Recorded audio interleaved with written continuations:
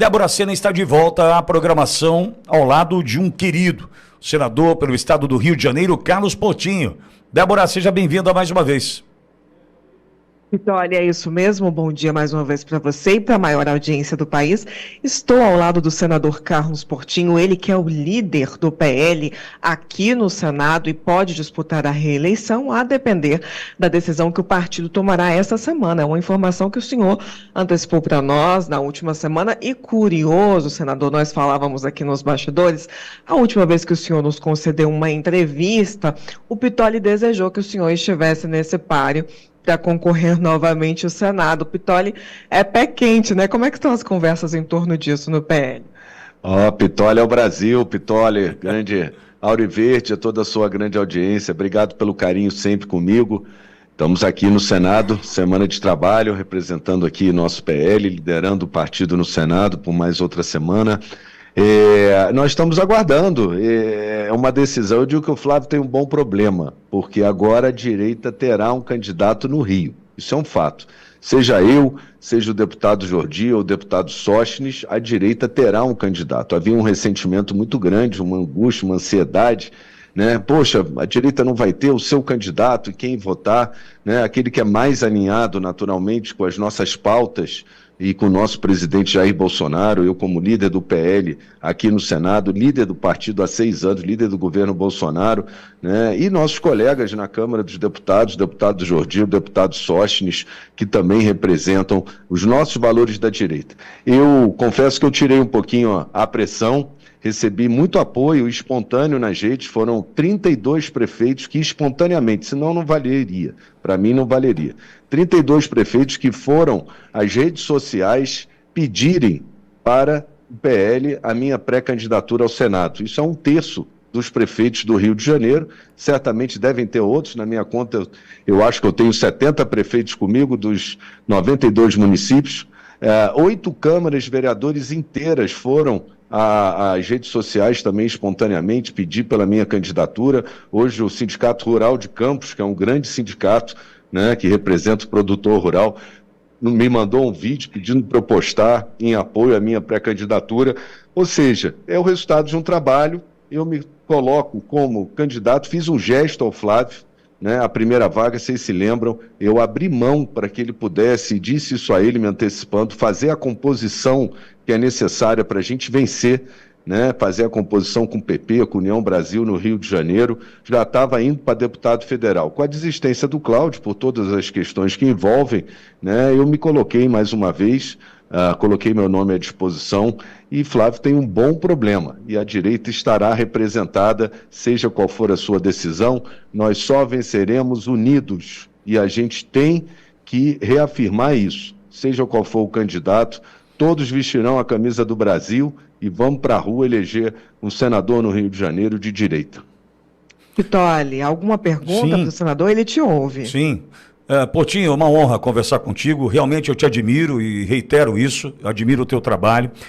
Recentemente eu participei de um programa entrevistado pelo Dr. Ives Gandra Martins, o programa Anatomia do Poder, e o Dr. Ives Gandra fez um questionamento para mim naquela ocasião, falando sobre os avanços do Poder Judiciário no Brasil, né, sobrepondo poderes, ultrapassando limites, e ele pediu para que eu apontasse o motivo pelo qual isso acontece hoje.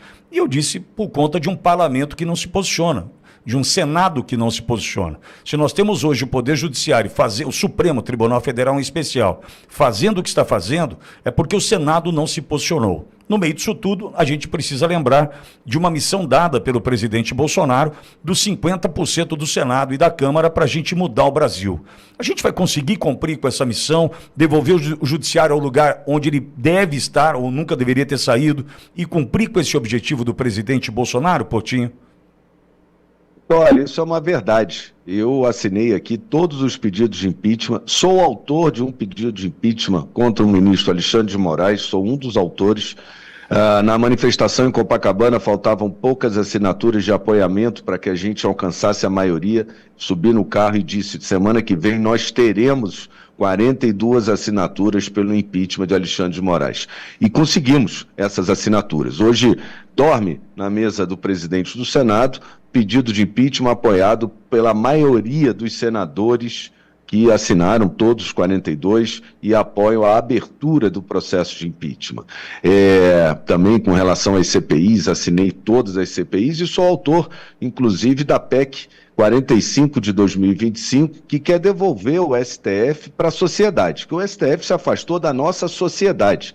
Não precisa entrar nem em questão política, é só ver os habeas corpus em matéria penal que ele dá para bandido, para traficante, e a sociedade não compreende. Ele se afastou do poder judiciário. A PEC ela quer devolver ao poder judiciário o STF, que ele seja a corte mais alta do país, mas do poder judiciário, técnico e não político.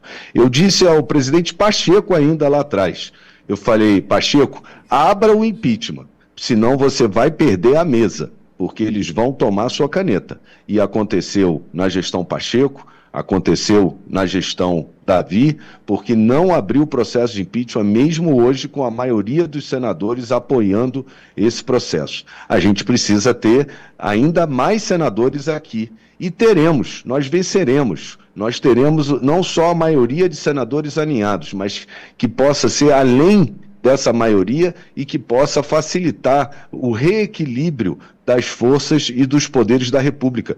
Porque é um princípio básico de qualquer democracia o equilíbrio e a harmonia entre os poderes. Não há poder acima de outro. O problema é esse. O Poder Judiciário, no caso o STF, ele descobriu que ele tem a caneta e a palavra final. Nem Montesquieu poderia adivinhar que isso aconteceria, mas aconteceu no Brasil.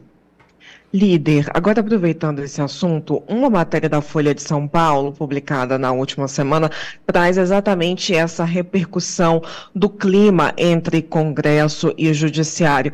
E a previsão, segundo fontes do Supremo, se Lula for eleito, esse dilema entre STF e Congresso deve continuar. Já se Flávio Bolsonaro for eleito, teremos aí uma ampla chance de avançar aqui no Legislativo uma pauta anti-STF. O senhor faz a mesma leitura? Não sei se anti-STF, né? A instituição tem que ser respeitada como o poder da República, mas uma pauta que traga de volta esse equilíbrio, sim, é isso que nós buscamos, né? Esse desequilíbrio tem feito muito mal. E eu não tenho dúvida, se o presidente Lula, por acaso, uma hipótese remota, vencer essas eleições, só por amor ao debate, porque eu não acredito, nós venceremos com Flávio Bolsonaro, né? Essa relação com o Congresso será ainda pior, o Congresso ficar ainda mais diminuído. Agora, uma eleição em que vence e vencerá o nosso pré-candidato Flávio Bolsonaro, eu não tenho dúvida, o próprio STF ele vai ter que voltar à mesa, porque ninguém quer o agravamento de uma crise institucional, tendo o governo a maioria dos senadores, e teremos, né? O próprio STF, hoje, ele se cria porque há um poder executivo que permite e um presidente do Senado, dois que passaram por aqui, que permitiram tudo isso, embora tenhamos hoje 42 assinaturas pelo impeachment. Mas, com a vitória de Flávio, eu não tenho dúvida, isso é o do jogo político, né? As placas tectônicas vão ter que se acomodar, né? Elas vão ter que arrefecer, e eu tenho certeza que isso vai acontecer. Eu acho que ainda vamos ver muitos ministros se aposentando, como fez o ministro Barroso, né? E ninguém mais falou do nome dele, não é isso? É um bom exemplo, né? Ou que alguns se candidatem, já que eles querem fazer as leis, vem para cá, vem se candidatar aqui para o Senado, larga aí a toga, vem aqui para o Senado se candidatar, porque é aqui que está aqueles que representam o povo, não no STF. Líder, sobre o Rio de Janeiro, quais são as mudanças aí estruturais para os próximos anos que devem passar aqui pela Casa Alta? O Rio de Janeiro é um estado abençoado, e não só pelas belezas naturais que fomentam o seu turismo, mas nós temos ativos que nenhum outro estado tem, né? A gente tem um complexo médico hospitalar, acadêmico, muito grande, né? Nós temos indústrias, temos o petróleo, temos um povo trabalhador, sim, que precisa ter mais oportunidades, uma juventude que quer entrar na era da tecnologia.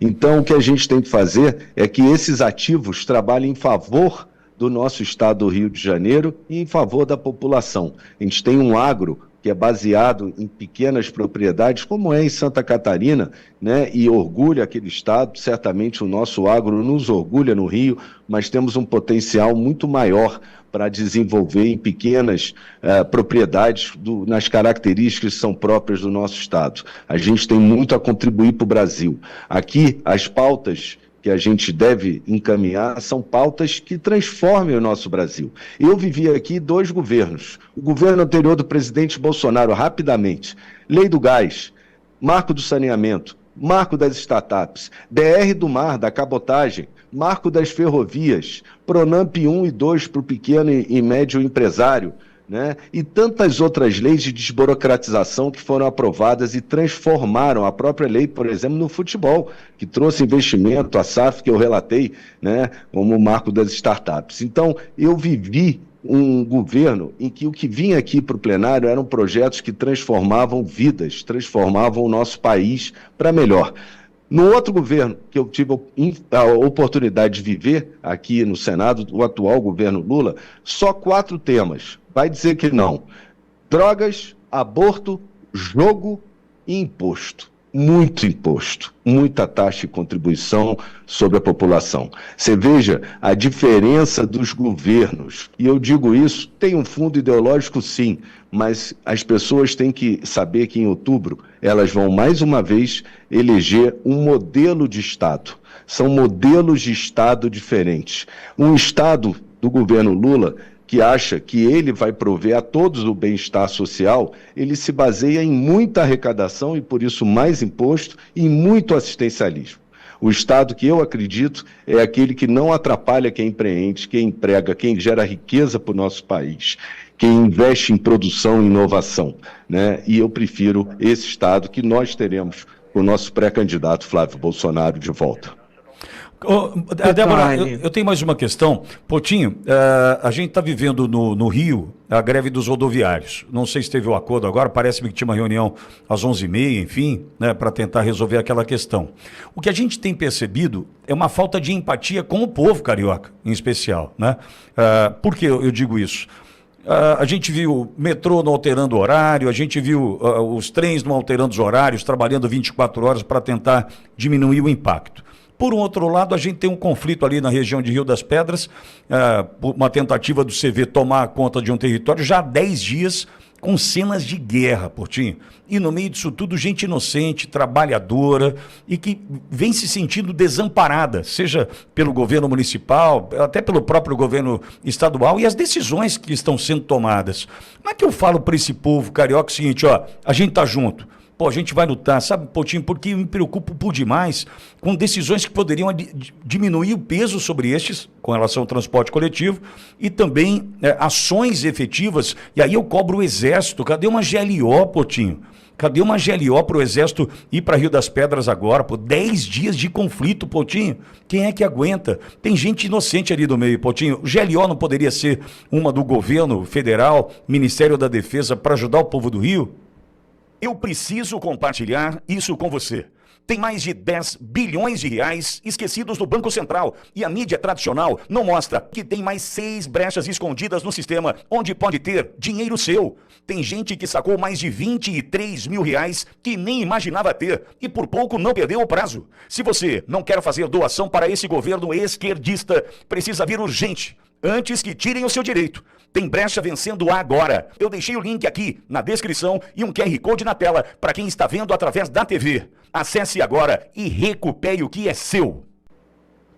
Intervenção bem-sucedida foi feita pelo nosso querido e saudoso general Braga Neto. É bom que se diga, até hoje o Rio colhe os frutos, né? A PM foi melhor equipada, as forças com tecnologias mais modernas, tudo isso veio da ocupação, da intervenção que foi autorizada e liderada pelo general Braga Neto, que está lá hoje na prisão, né? Aqueles que lutam contra o poder do crime, eles estão pagando um preço alto nesse governo Lula. Isso é um fato, né? O Rio de Janeiro, ele precisa sim ter uma integração maior entre as polícias, a Polícia Rodoviária, a Polícia Federal, junto com a Polícia Militar do Rio, que são heróis. Esses homens são heróis. Eles saem de manhã com o peito na frente para que a gente possa trabalhar, a gente tem que valorizá-los, a nossa Polícia Civil, né? Infelizmente, a intervenção que a gente vê hoje no Rio é uma intervenção do STF na cadeira do governador do estado. Ele colocou um desembargador,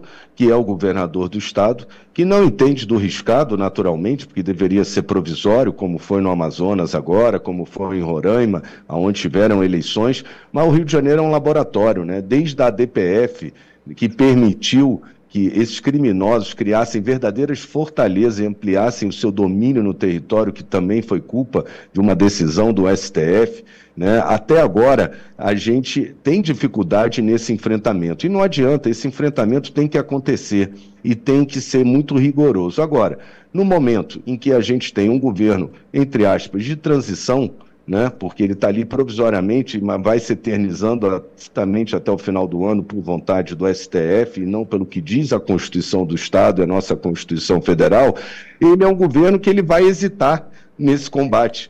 Porque você viu, ele subiu ali no Morro Dona Marta, uma comunidade pequena dentro da Zona Sul do Rio, e fez um estrago. Foi uma ação completamente mal planejada, que colocou em risco o cidadão de bem, que tem muito cidadão de bem nessas comunidades, né? Então, quando a polícia entra nesse governo, entra mal, cria mais risco para a população, que foi o que a gente viu no Morro Santa Marta. E quando não entra, entrega a população às garras, ao sequestro pelo crime organizado dos narcoterroristas, porque vamos falar de soberania interna. Eles dominaram e dominam territórios e cada vez expandem mais isso. Se não for enfrentado com rigor, né, você fala em uma GLO, eu falo, pode ser uma GLO, mas pode ser um planejamento conjunto de todas as forças, desde que o governo do estado esteja liderando esse combate. O BOP, ninguém mais do que o BOP conhece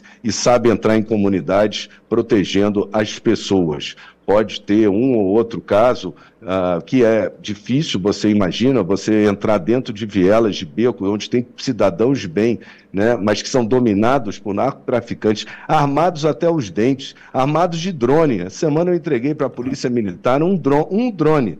Né? Ainda não chegamos a 100 na Polícia Militar, mas o tráfico ele já usa esses equipamentos de guerra, que a gente está vendo na Ucrânia e na Rússia, né, no seu dia a dia de domínio de território.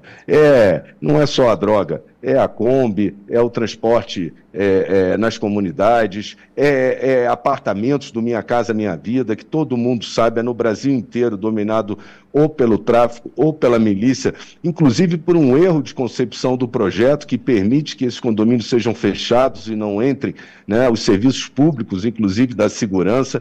A gente tem muito a fazer. A primeira coisa é eleger um governador, né, um governador que tenha esse ímpeto de enfrentar o crime organizado de narcoterroristas, que tenha a capacidade de articular com o nosso, se Deus quiser, futuro e hoje pré-candidato a presidente Flávio Bolsonaro, né? E só assim a gente vai, com essa integração, poder retomar territórios, retomar a nossa soberania, porque essa é a maior soberania, direito de ir e vir do cidadão, que é assegurado na Constituição Federal. Perfeito. Poutinho, muita sorte para você. O Rio realmente está com um ótimo problema hoje, né? Esse é um bom problema para um estado que precisa tanto de gente séria. Sorte para você, viu, Poutinho? Muito obrigado, Pitolli, a todos da Auri Verde. Obrigado por essa oportunidade de dividir aí o espaço com vocês. Obrigado, Débora Sena. Obrigada, Pitolli. Agradeço mais uma vez a nossa audiência pela atenção, pelo senador Carlos Portinho também, por sempre atender a Auri Verde. E a gente volta em breve com mais informações aqui direto do Congresso Nacional. USA Brasileiras. Entre no site e saiba como adquirir o seu modelo exclusivo. Para mulheres de bom gosto e que são femininas. USA Brasileiras, o seu chinelo perfeito.